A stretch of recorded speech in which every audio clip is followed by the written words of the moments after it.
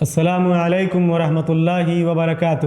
الحمدللہ رب العالمین والصلاة والسلام علی رسولہ الکریم نبینا محمد وعلی آلہ وصحبہ اجمعین، اما بعد۔ ناظرین کرام، روزے کی حالت میں خود بخود قے ہونے، خود بخود الٹی ہونے سے روزہ نہیں ٹوٹتا، چاہے کم ہو یا زیادہ ہو، ایک بار ہو یا ایک بار سے زیادہ ہو۔ اگر الٹی خود سے ہوتی ہے، قے خود سے ہوتی ہے تو روزہ نہیں ٹوٹتا ہے۔ سنن ابی داؤد کی روایت ہے، حضرت ابو ہریرہ رضی اللہ تعالی عنہ راوی ہیں، اللہ کے نبی صلی اللہ علیہ وسلم نے ارشاد فرمایا، من زرعہ قیء وہو صائم فلیس علیہ قضاء۔